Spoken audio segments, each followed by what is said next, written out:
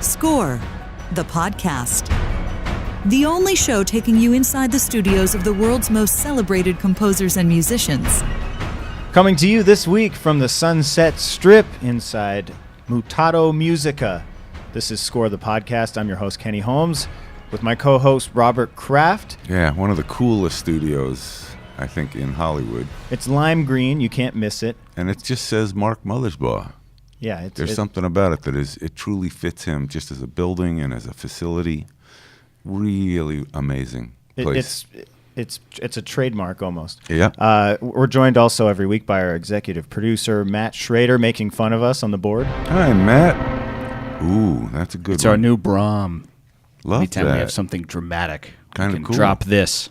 I got a tease. Drop the mic. That Matt had a new sound to unveil today. He was. Did really you lose excited sleep about over that information? Because if I was told that, I'd think, wow, how am I going to even I was like, I come can't to work wait. tomorrow? The traffic seemed like it was worse because of that. I was so anxious. This week, we're really excited about our guest. You know him from Thor Ragnarok, also the Lego movie, Cloudy with a Chance of Meatballs, the legendary Rugrats theme. Of course, Rugrats. That's Mark in a nutshell. And he's also, he's the man from Devo. Yes, he is.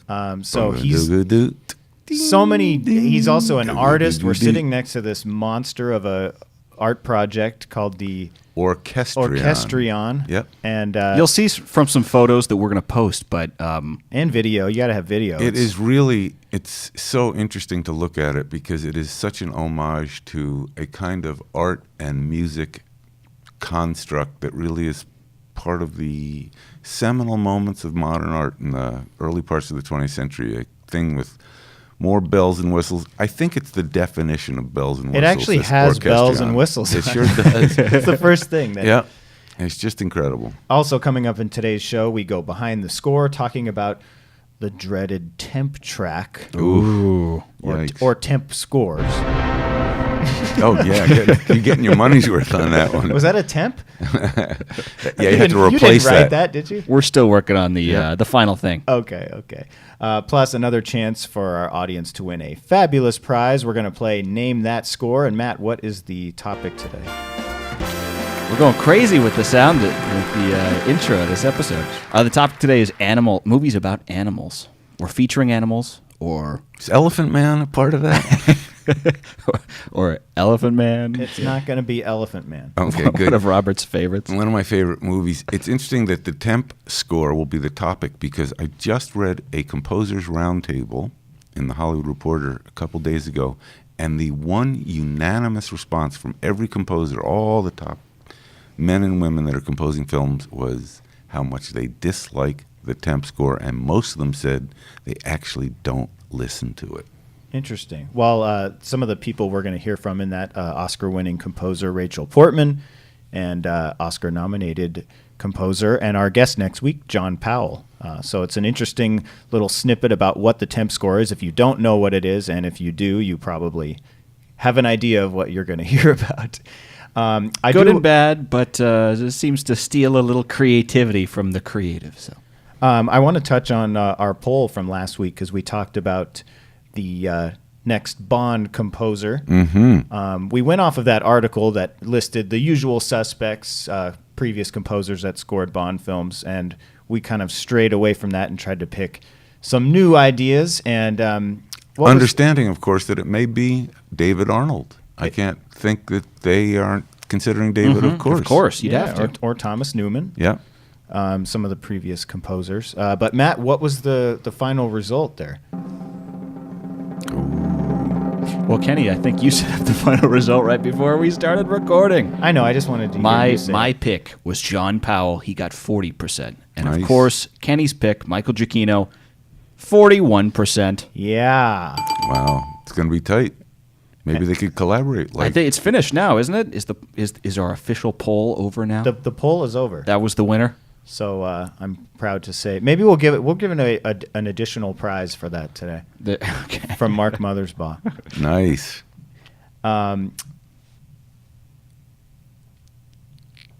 I forgot what we were doing. We're doing a show.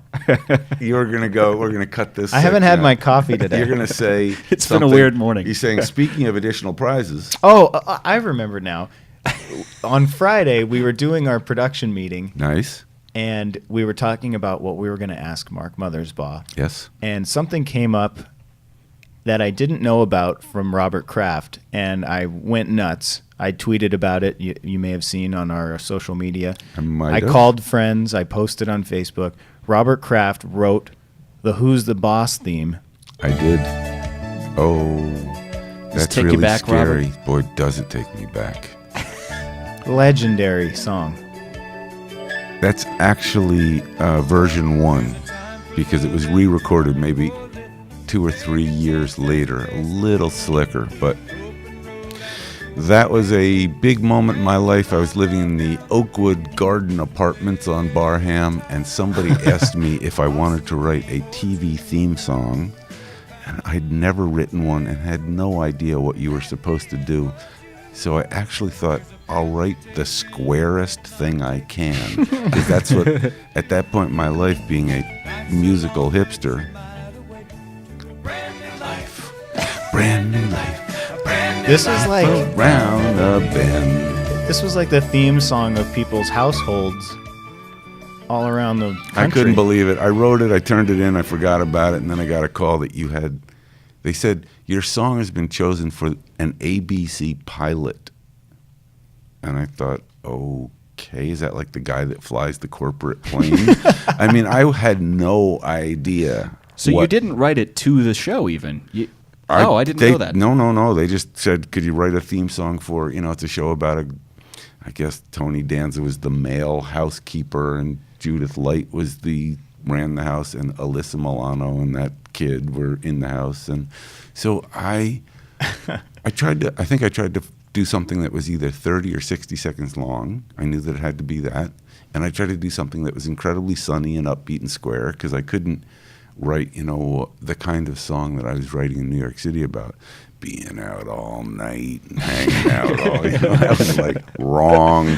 So well, we all know that's now our favorite theme. But I have a couple different things. I'm not sure Nice. what is from what. So you guys We will have went to through. steer me through these. I required everybody to tell me 2 or 3 of their favorite TV themes. Of course, there's some obvious ones that are still on every day, like Seinfeld and Friends and stuff like that.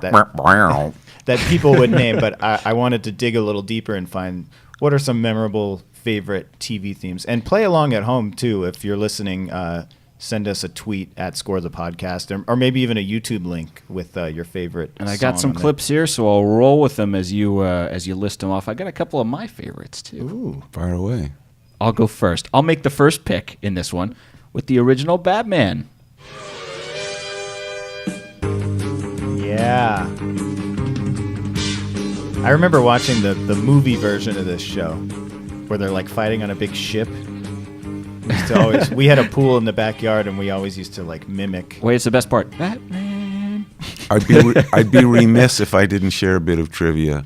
The guitar player is the legendary Tommy Tadesco, and he was well known for playing the Batman theme, and he was a wonderful, wonderful, huge one of the wrecking crew, studio rats, as they called them. I'd be remiss if I didn't name one of my favorites, which is The Fresh Prince of Bel-Air. Let's hear it. I got in one little fight and my mom got scared and said, you're moving with your auntie and uncle in Bel-Air. I whistled for a cab, and when it came near, the license plate said fresh. You know what's crazy though? A lot of people may not know this unless you really dive into the archives, but this song is like 4 minutes long, and there's so many more verses than what's in the show open. And I remember the first time I heard it, it was like, what? It was like discovering like the unreleased secret Here's all the version, extras? director's cut, but he's like on the plane and all these different verses. Oh, shout out to Benny Medina on that one too. What else do we got? Well, Robert, do you have a favorite? I had Because a I have couple, a couple I think. here. I remember I'm you not asked sure me. which are yours. Let's see. I had you sent me one. Cheers. I like that Cheers, because I think yeah. Cheers was Cheers is probably you. the model that I used. Have you been to Cheers? I think it's in Boston, right? I think Yeah. I walked past and thought I'll never go in there because Cheers was competitive with Who's the Boss. So Actually, it was in my deal that I can never go into the Cheers Are bar. you allowed to say that you like this theme song? I'm not. No, actually, I just. My girlfriend and I know were it. on a trip in Boston, and we were walking around all through town, and it started pouring rain. So we stumbled into Cheers, and we spent like 4 hours there, and everyone knew our name at the end. It was- That's it. It was all a movie setup, by the way. You didn't realize. What else do we have, man? All right, so my other this is a short-lived series, but what a great theme song. The Greatest American Hero. Wow, this is just the definition of hipness. I think this is just, when you think about like underground kind of artistic expressions, Great You American can see Hero where theme song. kind of our name that score aesthetic maybe Yeah. started, and I know I picked all another. I can hear, though, in that is George Costanza, believe it or not, George isn't at home. Please leave a message. I bet there's more people that... Kind of a you and your Seinfeld thing. Seinfeld. I picked another, and I can't remember. I know what it I was. know what it was. I just remembered. I had the pleasure of working with They Might Be Giants. Oh, and yes. getting them onto Malcolm in the Middle. Do we have that? A little bit of "You're Not the Boss of Me." One of the things I love to say to everybody.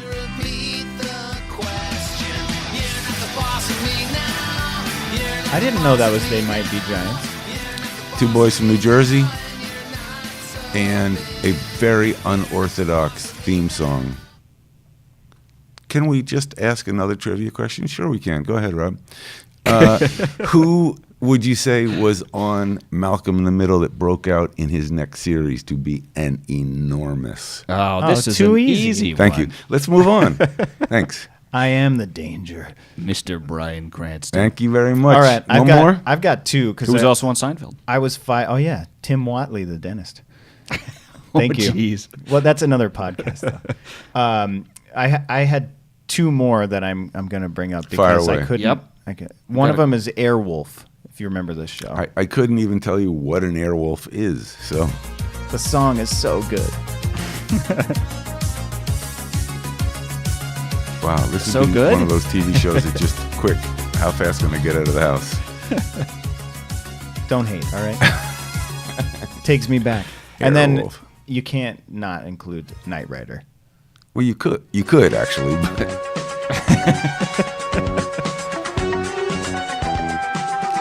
I love the fact that each theme song says something about the era. Oh yeah, so good. Kids, it's Knight Rider. Let's go. So our poll question this week is going to be, what's your favorite theme song? So let us know at Score the Podcast on Twitter, and we will... Are you going to put like each of our pick is like to Yeah. vote on? Yeah. Or include your own favorite. I'm sure no one's going to vote, and they're just going to send their favorites, which is perfectly fine. Simpsons. Oh, yeah, of course. We have a little thing from The Simpsons. Yeah, we are gonna talk a coming little bit up, about The in just a Simpsons. few Yep. minutes here. Little Yeah, surprise that's right. there for that was my Mark Mothersbaugh. secret segue. All right. Well, speaking of Mark Mothersbaugh, he's coming in right after the break. We're going to sit down. We're going to talk Devo. We're going to talk Thor Ragnarok, the Lego movie, all the hits. Stick around. We'll be right back. Hey, Matt Schrader here. We're back to the show in 15 seconds, but a quick thank you to everyone who's been telling a friend about Score the Podcast. We're one of the fastest growing entertainment podcasts out there right now, and that's thanks to you telling a friend. You're probably thinking of somebody else right now that'd enjoy the show. If it's safe to do so, hit pause and let them know about Score the Podcast. It helps keep this show going. Now back to the show. Hey, we're back, and we're in the fantastic studio of Mark Mothersbaugh, my friend, and Mutato Musica, that's it, Mutato Musica. which is it's kind of a small forum. Didn't you? I think you told us it was designed by the same. No, it was designed by Oscar Niemeyer, the wow. Brazilian architect. Yes. It looks like the forum. Has they have a little bit of the outside of that going on. Have you had any arena rock bands here to perform? Maybe not the whole band, but definitely players. I bet. And actually, it's not unthinkable because you were in what could have been described as an arena rock band in a pre-arena era. How big would you say the biggest audience Devo had was? What size show? Probably 250,000. We used to play at a lot of festivals. I So, didn't know. Yeah, so around the world. Well, we're gonna Around the world, We're yeah. gonna get to Devo in a bit. Yep. Thank you for having us, Mark. Of course, you know Mark's music from the films. Most recently, Thor Ragnarok, the Lego Movie, Cloudy with a Chance of Meatballs, the Royal Tenenbaums, 21 Jump Street, Hotel Transylvania, which has a sequel coming soon, I think. Right. And then also his legendary Rugrats theme, which I think everyone probably knows at this point. And then, of course, some video games, Zack and Daxter, Crash Bandicoot, The Sims 2. So there it is. Nice. You have to be of a certain age to know that. Over 60. Or, yeah, you have to either be the right age that you were wearing a diaper when that was playing, or you were the parent of somebody with a diaper. I was going to say, there's probably two age there's- groups that know that. Mark, it's interesting to even hear that because it sort of signals there are very few composers that you would go to say, you know, we need a certain kind of sound that's idiosyncratic and maybe childlike in a certain way. And of course, I sat in those rooms where unanimously the answer would be, how about Mark Mothersbaugh? Did you ever feel that you were being either pigeonholed in an arena that said, you know, we need a very special sound, or did you relish that you were identified that way? Actually, I found that once I got into composition, I had less of that problem than I did when I was in a band. Because when I was in a band, they just thought, we'll sign this weirdo band because David Bowie and Brian Eno says to do it. So they'd sign it, and they had no idea why they were signing us. And then once we had a hit record, though, then it was kind of like, okay, now we see what you do. You can do anything you want on your next record, just do another Whippet. So it's like when I got into working on TV and film, a big part of it was because and that's why I chose the name Mutato Musica instead of using my name to score with, because I wanted not to have people just calling me for Devo stuff. And so, I found that it was a little easier to move around in film than it was, and you know, outside of pop. I'm sure you've told the story before. I'm actually not sure what the pivot was that took you from being in Devo to scoring your first either film or TV show. Was it Pee Wee? Was that the first? You get one of the 4 prizes. Oh, that's right. No, I'm looking at those prizes. Oh, okay. So, yeah, it was the Pee Wee show. I had done a little bit of scoring before that. I scored something called Human Highway that was a Neil Young movie. Devo was in it, and he was interested in electronics at the time, and he liked Devo, so we used music that I'd written for the score for that. And then,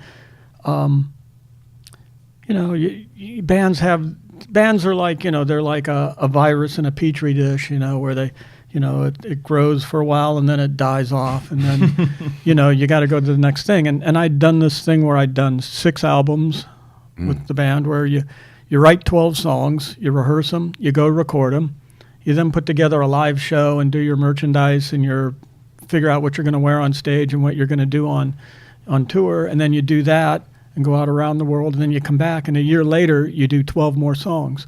And so we did 6 albums, and then something happened where we didn't like being at Warner. It's not even worth going into the story because it's kind of boring. It's like a typical Spinal Tap story, no matter what you say. And so we left the label, and I had time, and my friend Paul Ruebens said, well, you wouldn't score my movie because you were too busy, so would you score my TV show? And I was like, yeah, I'll try that. Of course, Pee Wee Herman. Paul Yeah, Ruebens. Pee Wee Herman. Yeah. Were you living in L.A.? Yeah. Yeah. And so he was in New York at Broadway Video shooting it. But I'd get a tape on a Monday. I'd write 12 songs worth of music on Tuesday, record them on Wednesday, put it in the mail because, you know, back in those days there wasn't internet stuff. So a courier would carry it to New York on Thursday, and Friday they'd cut it into the show, and Saturday we watched it on TV. And 12 songs in one day? Well, I mean, you know, like a half-hour show. Yeah. You know, albums were 20 minutes back in those days, 25 minutes to do an album. And so it was kind of about the same amount of music. And then Monday I got another tape, and I was like, sign me up for this job. Because I loved performing, but but the idea of creating was more interesting to me, and so I just got the bug and a lot's changed. Obviously, you did Thor Ragnarok, which was one of my favorite Marvel films, first off, and the music was really cool because it's the big Marvel theme, but then you had some Mothersbaugh in there. How did you take a big orchestral, Marvel theme and inject your style into that? And then also, did you enjoy doing the big hero sort of theme? Well, you want to talk about it. I got interested in the film first because of the director, Taika Waititi. And to me, I kind of look around at people to see who they are and what they do. And I saw this movie he did called Hunt for the Wilderpeople. And I didn't great know. film. Yeah, Yes. and the music kind of hits you at first because it's all this beautiful, lush outback in New Zealand, and it's kind of like a cold Amazon or something. And then the music was all electronic, and he picked all this stuff from the 70s, kind of Jean-Michel Jarre kind of music. And at first, it seems like it doesn't fit. And then the more you listen to it, you go, oh, he's a genius. And so I was already aware of him. And then he called and said, would you consider scoring my film? And so we met. And I said, well, it's Marvel. What kind of a film is it? And he goes, well, it's basically the story is Thor and Hulk go on a road trip. So I left the meeting thinking, oh, this is like Thelma and Louise, but with Thor and the Jack Hulk. Kerouac. And so I really enjoyed working with him, and it was a good experience. The whole thing was a really good experience. And he liked, admittedly, we were ready to push the music even further, tweak it even further, and Kevin was pretty brave and let us have a lot of leeway. Great. So, we got a lot of the stuff in there that we were looking for. And was there any pushback? Because it feels different, and the movie kind of stands alone as it's different from the Marvel feel. It's almost kind of like a Deadpool-ish, where it's a little silly and not so hero. You know what I mean? We kind of discussed that. Robert had a good word for that. Post-ironic. Post-ironic. That's a good word. Where it kind of it makes fun of itself a little bit, and it doesn't take itself too seriously. And then when you put your music in there, it really kind of gives it a different vibe than the normal Marvel films you see. Well, I can tell you that it came out, it was over 2 hours long when it came out in the theaters, but it was over 3 hours long when we saw the first director's cut. So Kevin and those guys, they kind of brought it back into somewhere new, but it still touched on all the bases you needed so that you didn't leave people feeling abandoned. And the same thing kind of happened with the music. I like writing themes, so that was fun to write them and then do them in different styles. And I got to use some old archaic synthesizers in one of the planets, the one where Jeff Goldblum is kind of the boss of. And I think you've just described a T-shirt that you should wear to every upcoming composer-director meeting. I like writing themes. That would make not only directors, I know that it would make studio heads absolutely joyful. They used to come to me after any film and say, I don't know what the theme is. And I'd always say, first of all, there's no portion of the music that's longer than about 3 seconds. You ask for these bursts, and if there is a long musical portion, it's under helicopter sounds. So there are a lot of themes there.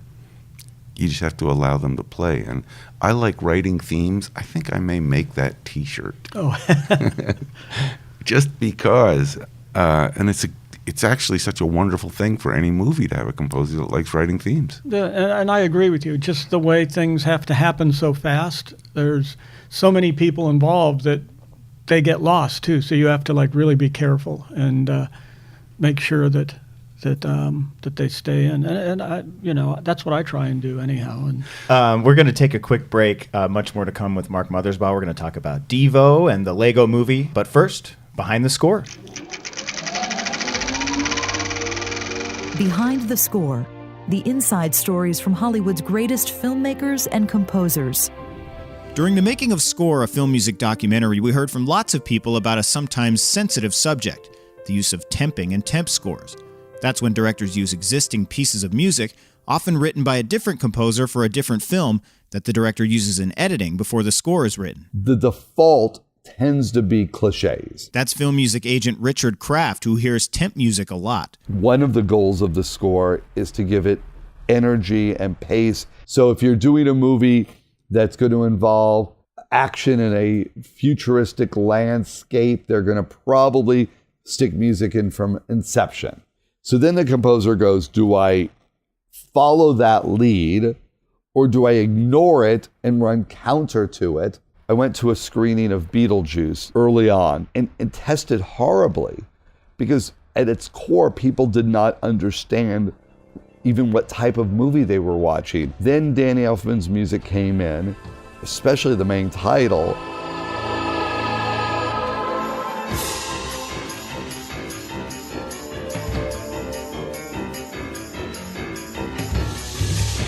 And by the time the movie starts, the audience now knows how to respond to what's going on. The whole temp thing has changed everything. It really has. And the smart political thing to say is, I'm okay with the temps. Golden Globe-nominated composer Christopher Young says temp music is hard for a composer to unhear, stealing away a little bit of the composer's creativity. How much of it am I supposed to latch on to, and how much of it I'm just supposed to absorb the essence of? It can influence in a good way, in a bad way. Oscar-winning composer Rachel Portman says the temp can get in the way. In my sort of coming on board nerves, I sort of worry that I'm going to be able to do something that's good. But then after a bit, I think, well, actually, it isn't right. This is going to be better. I find what I think is probably a more authentic way for the music to work in the film, which is as it should be, because I am writing music which is specifically tailored to the film. So I'm able to sort of, pinpoint more accurately what's needed. Of course, the temp makes the director more comfortable, and I want the director to be more comfortable. In the dream world, I would have always have preferred the opportunity to see the film for the first time without temp. So I can go home and at least for one evening think about the film without any music and where is my brain going. It's kind of painful when you see somebody's music kind of hijacked. That's Oscar-nominated composer John Powell. That unique voice being hijacked and so blithely by other people. And I know I've been there. I think they think that that's what film music sounds like. And they've just never really made the association that it's not just film music, it's actually Thomas Newman's film music. And maybe I shouldn't do that. Maybe I should think of my own language for that. I told you this was a sensitive subject for composers. Christopher Young says, in his opinion, the best temp score is no score at all. There are a handful of films in which the director could not find a temp that was working. And I must say, those scores have turned out to be some of my favorite scores. For more stories behind the score, read Score, The Interviews, based on the international hit film Score, a film music documentary featuring raw insight from Hans Zimmer, James Cameron, Quincy Jones, Randy Newman, Trent Reznor, and many more. Score, The Interviews, available now at score-movie.com.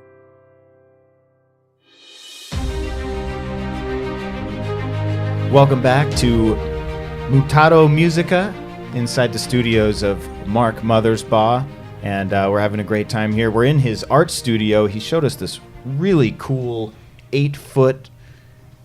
It's a combination of xylophone and wooden whistles. How would you describe this to a stranger? What do you call it? And what do you call it? Shorthand, I just call them orchestrions. I've built about a dozen of these now, and they're all totally different. Like one of them is 18 old hand-controlled foghorns that look like bellows for a blacksmith, but with a big horn on the end.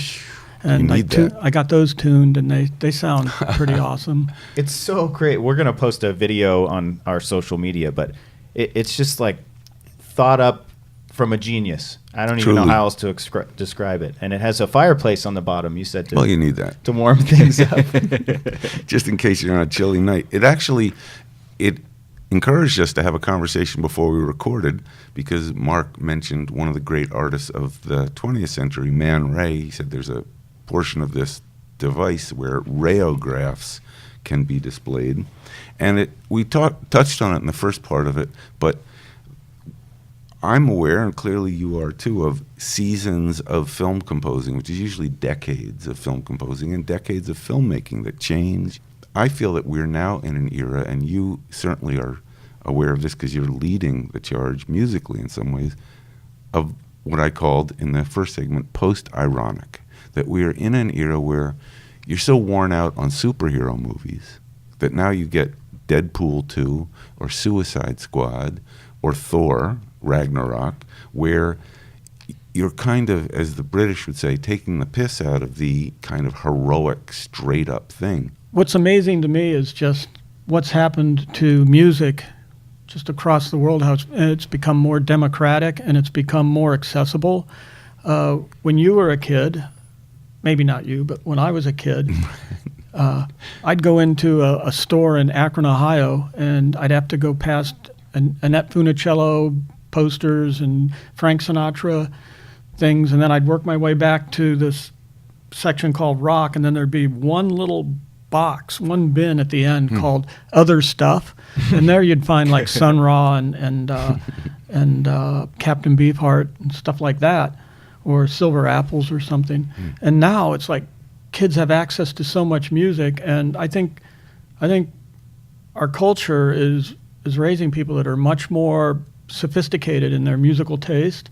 I think to be a kid right now and to be an artist of any kind, I think this is the greatest time it's ever been. With just your phone is so powerful. I mean, you think about it. I was just at Abbey Road doing Hotel 3, Transylvania 3, and I looked at this little console that came out of the studio where the Beatles used to work, and it had like 12 channels or something on it, and it looked like something out of a Little Rascals cartoon or something. And you think that kids, they on their phones, they have more power than that. They can record on their phone. Right. It's they don't need to know how to play an instrument anymore because you can do it with your mouth, and it'll transform that it'll make up a MIDI line that you can decide what instrument you want it to be later. And I don't know. It's just such a wonderful time. I think there's so many kinds of music going on. When I go watch movies, it's I don't even know what I'm going to hear sometimes because there's very traditional composers out there, which I love that. It's like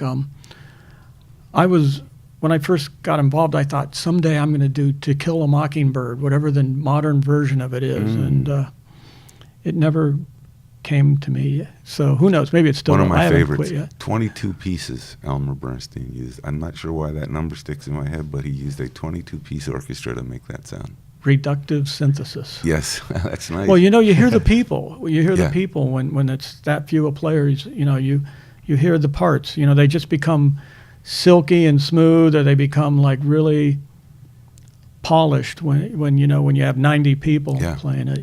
Because then you can have 6 French horn or 9 French horn players, and one of them's having an off day, but you don't even notice it. Gives you a chorus effect. Yeah, they're just kind of holding back instead of really playing. Right. I want to touch on this. There's a Simpsons episode that I remember watch. I actually used to tape the shows, and I had a tape of Simpsons episodes, and there was one on there that always stood out. The Simpsons are doing sort of a variety show, and there's different characters singing songs, and then it cuts to Mr. Smithers. Crank that whip. Licorice whip. I said whip it. Licorice whip.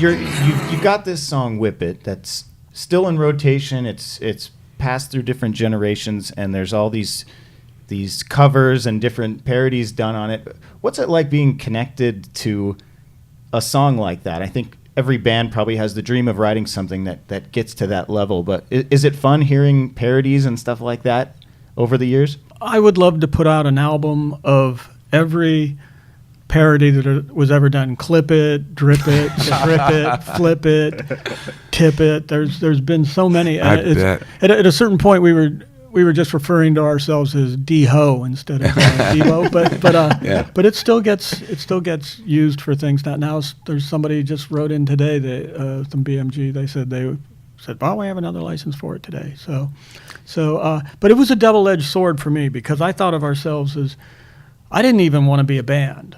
I thought I started with a couple guys that I met at art school, and we were influenced by all these art movements from the 20s to the 30s in Europe. So we loved the futurists in Italy or the suprematists in Russia who made fun of evolution and of man's knowledge of the world, and the Dadaists were our heroes, and the surrealists. We loved all this stuff that was going on there, and we wanted to be like, there was an Art Nouveau and an Art Deco. Now we're going to be Art Devo, and we were going to preach de-evolution, and that's what we thought we were doing, and we thought we were more like agitprop because there was no bands making films, and so we were making little films. Oh yeah, I remember. And we were like, we're making product for laser discs. Someday people will all have laser discs, and that's how they'll listen to they'll buy 45s that are laser discs. They won't ever. So artists are going to take over the music industry. Rock and roll's basically, it's 1974, and rock and roll's about to die. It's going to be over by 1975, so we want to be ready for it. I think Devo, spelled Deveau, would be like Art Nouveau, Art Devo. Well, we were Art Devo. That's how we used to pronounce it. Nice. And then I wrote this song called Giacomo where it ended up accenting the second syllable, and that changed it because then everybody said Devo instead of saying Did you try Devo. to correct it at first, and then it kind of just... Jerry was really concerned about it. Yeah. Art Devo could be played on the radio show by Art LeBeau. Oh. Yeah. You know, it could be a whole really complicated and non-important non sequitur. I'm glad you brought that up. Yeah, and he so could much. have on a whole posse of hoes. Okay, and we could then move as a perfect segue to Lego. Lego. Sure. And Which Larry is- Curly. Yeah. Larry Curly. Larry Curly and Lego. And Lego.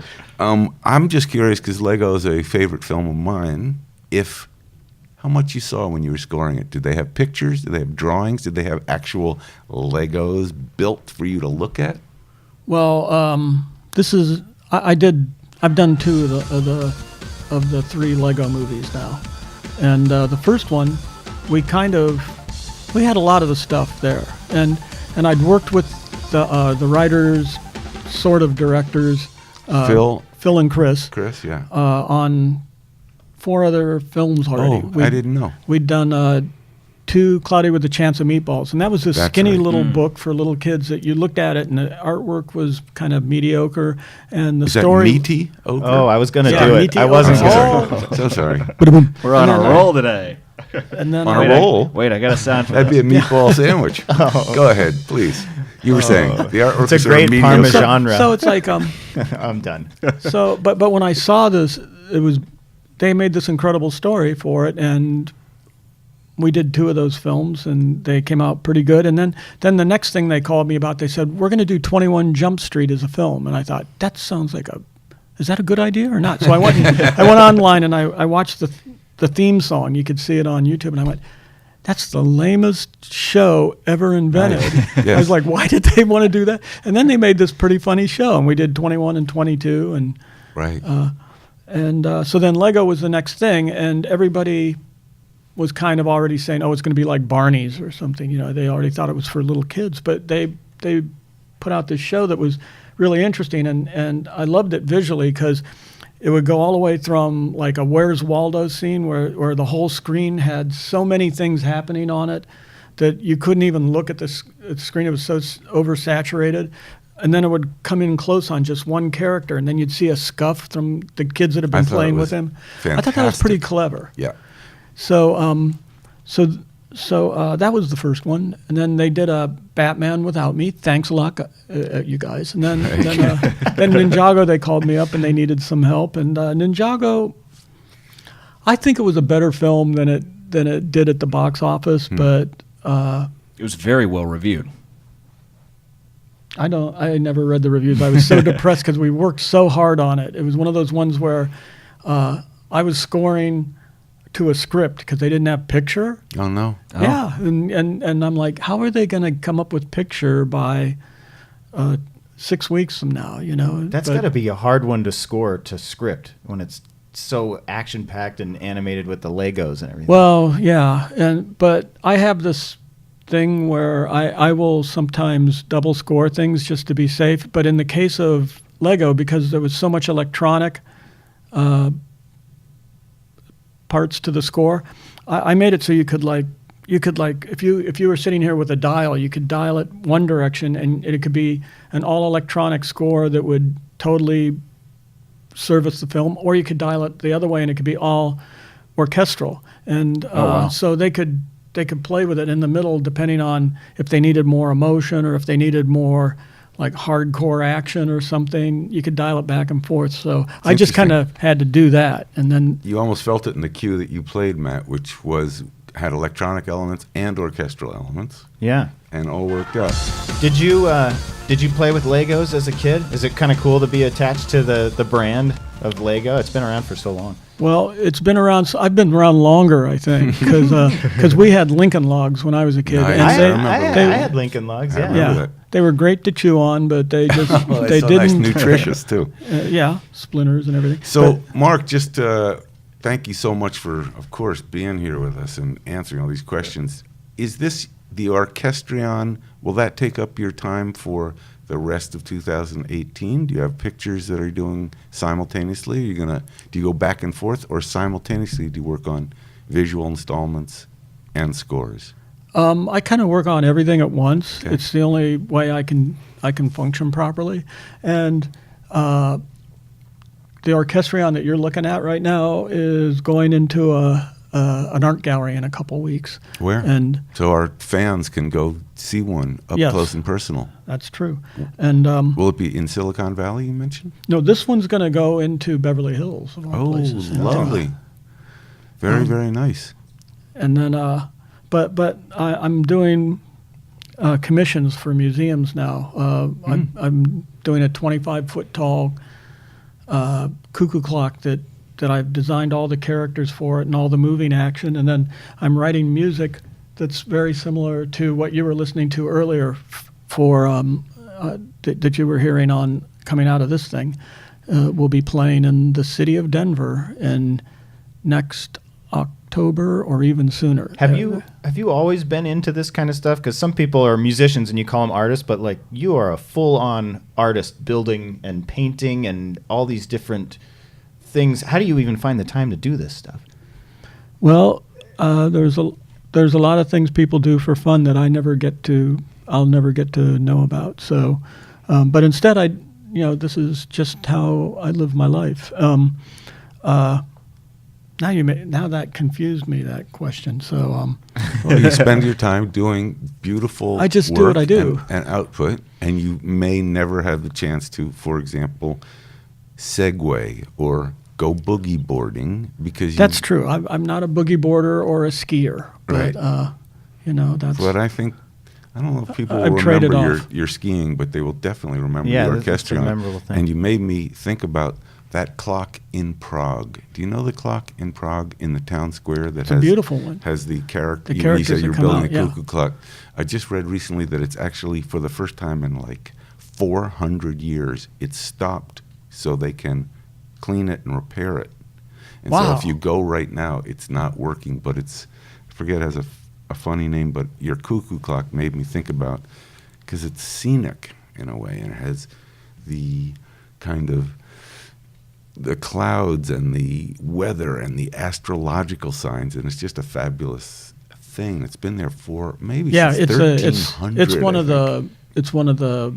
It was there before clocks were even invented. We're going to actually, Robert's new podcast, Clocks of the World, is coming soon. That's it, starring.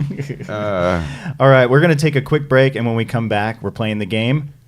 Name that score. We'll be right back. Oh, shit. I hope you got that. Hey, Matt Schrader here, director of Score, a film music documentary. For the latest news from the film music world, follow us on Facebook. Just search Score, a film music documentary. Or let us know who you want to hear next on the show on Twitter, @ScoreThePodcast. Welcome back to Mutato Musica. Inside the studios of Mark Mothersbaugh. We've been a great conversation. Wow, I have a Mutato Musica pencil here, which I may just have to kind of slide into my sleeve. It's a cool souvenir. We're in his It'll art bring studio. You good luck. Yeah. right by the. You called it again the Orchestrion? It's an Orchestrion, yes. So cool. We're going to post a video of that on our social media. You have to see this piece of art. But without further ado. The excitement is palpable in the room. It really is. It's sweeping the nation, the world. It's time to play. Matt, hit it. Get ready to play Name That Score! The film music game where a perfect score means you, yes you, could be a winner. Now let's play Name That Score! Well, thank you to the studio audience out there. Please settle down. So our theme of today's game is movies about animals, and we'll give the quick rules here. It's fairly straightforward. We play 5 famous film scores in reverse. Robert, Kenny, and our guest today, Mark Mothersbaugh, will pick from 3 multiple choice answers. And if anybody gets all 5 right, we give away a prize on our Twitter account if you mention hashtag name that score at Score the Podcast. Again, today's theme is movies about animals, so every question and every answer here is going to be something that falls into that theme. I wonder if Elephant Man is coming up, because they say at one point something about him being an animal. Just wondering. There may be a couple that See, push what I'm trying the, to do is strategically I'm going to put everything on the Daily off. Double that there's no Elephant Man in there. Okay, good. Little side bets. Here we go. Question number 1. Is this, and remember this was in reverse, is this music from The Lion King by Hans Zimmer, The Jungle Book, 2016 by John Debney, that's the live-action Jungle Book, or War for the Planet of the Apes by Michael Giacchino?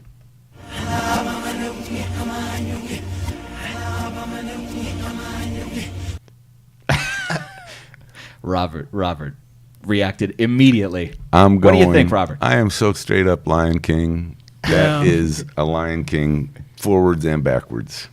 Right. A lot of the African lyrics are the same forwards and backwards. That's exactly right. I think they were originally backwards, actually. I'm going to go with Lion King. It's completely obvious. Thank you so much. Points for everybody on that one. It sounds almost exactly the same. You're absolutely right. All right, so points for everybody on that one. We're moving on to question 2. Everybody's 1 for 1. Question number 2, is this reversed music from King Kong, 2005, James Newton Howard, one of Lucas Kraft's favorites? Is this Jurassic Park by John Williams or Air Bud by Bram Wenger?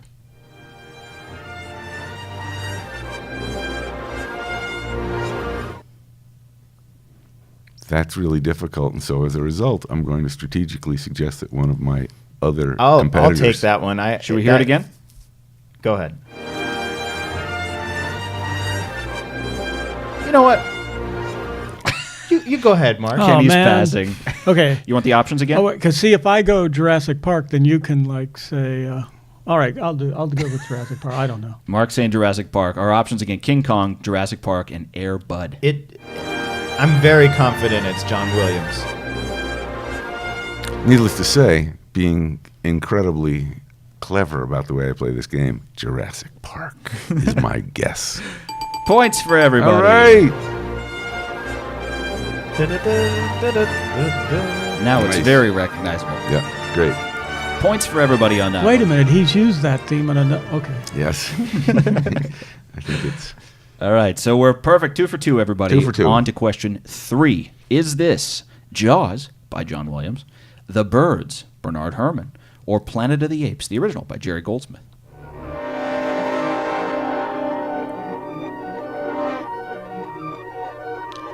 Oh. Take That's it. The Birds. That is The Birds. Mark knew that immediately. That is... Points for everybody again. All right, so we're 3 for 3. These get a little bit trickier now. I got a free one there. I didn't even have to Kenny guess. doesn't even have to guess anymore. I'm glad I didn't go first. Thanks, Mark. Were you going to say that? Yes. Of course. Of course. All right, moving on. Question number 4.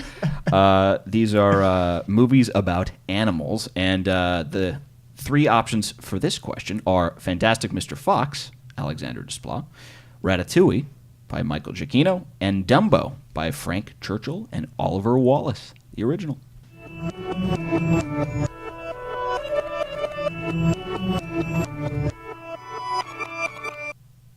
Fantastic Mr. Fox, Alexander Desplat, Ratatouille by Michael Giacchino, and Dumbo, 1941 film score by Frank Churchill, Oliver Wallace. I'm going to go Ratatouille. Kenny's going Ratatouille. I'm going Tutorati. Tutorati. I'm going Rat-T-Tutu. Oh, boy. Does anyone want to listen again? Uh-oh. Fantastic Mr. Fox. I'm going to change my... I'm going Fantastic Mr. Fox. That's what I meant to say. Yeah. That's what... Everybody? I think Matt's screwing with it. Kenny's staying with Ratatouille. Yeah. I'm staying with it. You're staying with it too? Yeah. Fantastic Mr. Fox. Is it Wow. fantastic? Robert bailed and got it right. Oh, Good work, Mark Robert. and Kenny. You didn't get that one. So Robert stays perfect, but just barely. Whew, that was a At close last. one. How many weeks? Oh, we would have got that. Robert, this could not be what your it first sounded chance like to win the backwards. game. That It's was pretty really good. quite incredible. In fact, I've been, sandbagging the whole time, kind of playing. It's like those things where, actually, it comes back to our Marcel Duchamp conversation. He used to play chess in New York City, and he would lose the first 2 games he was taught, and then double the bet for the third game. So I'm just going to let you guys know that if you want to go like on me the at last the pool question. hall. That's what I do. Since at the we're in pool the hall. world of Wes Anderson, Yes. I'll give you a little forwards-backwards trivia. When we were doing Life Aquatic, there was a scene where Bill Murray goes, and let me tell you about my boat. And he points to a cutaway in the side of at Chinachita somewhere. They had a big soundstage where he had this long action shot where people were just moving all through a boat that was cut in half. And he said, I want it to sound like that music you wrote for Royal Tenenbaums, where Gene Hackman and Angelica Houston are walking in Central Park, and it's their one nice moment together, and he's kind of flirting with her, but it's too late because she's already got a boyfriend. Mm-hmm. And he said, I want it to kind of sound like that. So I wrote some pieces of music that I thought sounded like that in the right instrumentation for our new movie, and he's like, no. And I wrote him another one, and he's like, that's not doing it either. And after about 3 or 4 of them, I've been doing this artwork at home where I was taking photographs and cutting them in half and flipping the image to make, so you had a symmetrical person that, Like anyhow. a butterfly. Oh, nice. So I just took the music and played it backwards for the piece of music that he liked in Royal Tenenbaums. And so when I played it the next day, I changed the instruments to match what we were using in Life Aquatic. He goes, that's it. So I waited until we got it recorded before I let him know that he had already bought that music that's the funny. year before. Wait, so if we do that in a question on Name That Score and it plays backwards, it's a different movie. What is going on? I think that's going to be a 2 Head point, explosion. A 2-pointer. You're wrong. It means you're wrong. Question 5. Question number 5.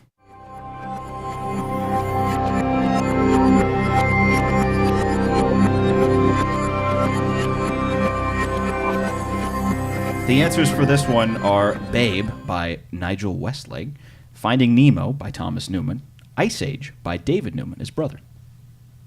Want to hear it again? Is Ravi Shankar an option? It is not. Okay. I know it has a very...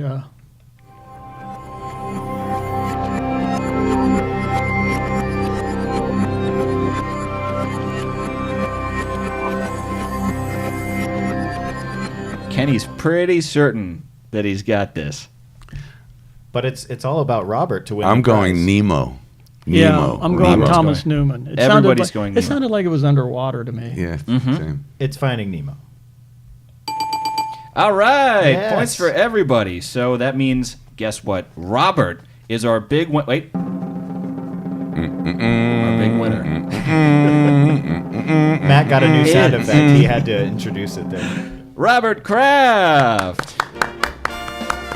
What did I win? Do I get the Broyhill furniture? And Well, you're going to want to follow us on Twitter and use the hashtag #NameThatScore, because not only did Mark sign a couple of things for us, but we also have these postcards, and he drew unique pictures that you're only going to get from Score the Podcast. Now, isn't there a disclaimer that we should have that members of the podcast production maybe if and they hosting, win the game, if they win, are not allowed to accept prizes? Since we don't have that, I will take these because I really want them. But I think going forward, we should have that rule after this one. After this one, we'll have to talk about it. I saw what Mark made, and they are really cool. I think there was an additional prize. You see that asterisk where it says Kraft gets to take home the orchestrion? Because I think that was a very, very thoughtful gesture. I don't know if that's going to fit in the the Audi. It may not fit in the Audi. That's well, maybe an innie and then an Audi. And for that, we get a little bit of a ding, ding, ding, ding, ding. Thank you. Or maybe not. Kind of a razz. Oh, you're looking for... got to get back to it. I think we've had an incredible show. There you go. With one of our most esteemed composers. I wanted to touch on something that we asked right kind of at the start, and we didn't. We kind of went down a different tangent. But Mark, Robert, you were talking about a lot of these conversations that have happened for different films, people looking for a different kind of sound, a different kind of musical aesthetic that someone might be able to bring.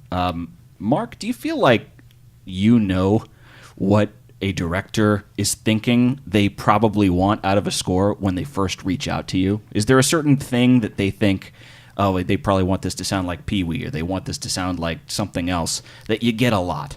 No, sometimes, it's all different. That's what's kind of fun about it. When I was first in a band, it was two sets of brothers, so I was used to the collaborative process. So I love meeting whoever's going to be working on the film with me, and I'm hoping it's somebody that I enjoy working with. And sometimes it takes a while. I mean, it took me weeks of somebody saying, I hate that, and I hate that, before I found out that they hated Shaker. And then once I took the Shaker out, they go, oh, that's perfect. So one little thing set it off. So some you get all different kinds of situations, and some people are they're really good at being able to, in non-musical terms, describe what it is they're looking for, and that's great. And also, the better the film is, the easier it is to score, I think. Oh, man. All right. Well, Mark, it's been a pleasure. Thank you for having us here in your awesome lime green building. That is it's a monument here on the Sunset Strip. Awesome. Yeah. Really cool.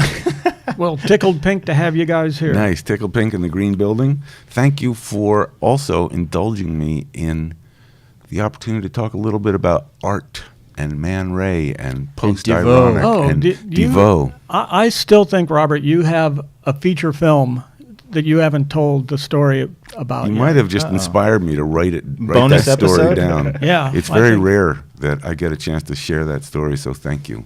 All right. Well, we want to remind our listeners, we're a growing podcast, one of the fastest growing podcasts in film and TV on Apple Podcasts. So please subscribe to us. And if you like what you're hearing, also tell a friend. That's how we spread. And if you have a moment, rate and review us on Apple Podcasts as well. That helps get the word out. Also, we have a winning episode this week. Robert ran Thanks the to table. Robert Kraft. So make sure to follow us on Twitter at Score the Podcast. It's just and something use to get used hashtag to name after that a score. while. You're going to love these drawings Mark did for us. So we'll be giving those away. Maybe we'll have a couple winners this week because we have a couple of gifts to give well, what out are you there. going to give away after I basically abscond with my original Mark Mothersbaugh drawings? You're going to have to find something else. This pencil could be cool. It says Mutado Music. That's your gift. Thank you so much. That's your prize. Congratulations. There's your winning prize. All right. Well, thanks again, Mark, for having us. And next week, a big week on the show.